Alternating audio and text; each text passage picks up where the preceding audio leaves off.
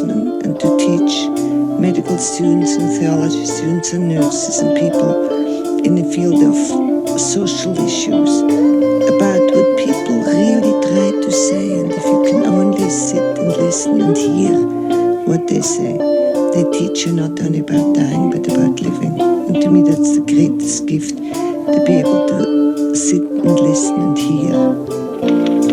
When Elisabeth Kubler-Ross first listened to her dying patients more than 3 decades ago, she had no idea she would transform many of our culture's attitudes toward death. With the publication of many controversial books, she has continued to challenge not only the healthcare profession, but the basic values of our society as well. A doctor and trained psychiatrist, Elisabeth Kubler-Ross has spent the last 20 years fighting what she calls the last and greatest taboo of the Western world, our fears of death and dying. With extraordinary sensitivity, she learned to let dying people speak for themselves. At the medical school in Switzerland, we didn't have courses on the care of dying patients or interviewing patients who are beyond medical help. But as soon as you graduate in Switzerland, you go and take over a country practice usually. And the first week I had terminally ill patients and I had to sit with them and listen to them. And so I used to make my rounds. I had a whole body with 7 villages and I was the only physician. So you could not just pass the buck. You took care of everybody and everything.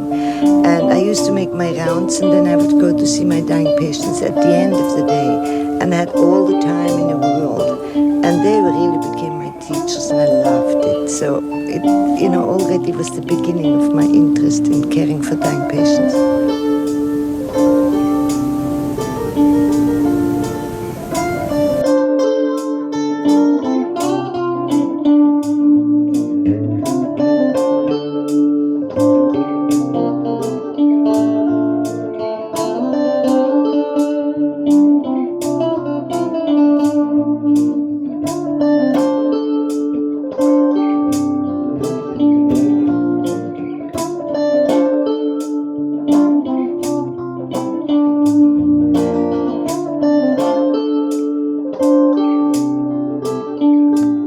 Be able to sit and listen and hear.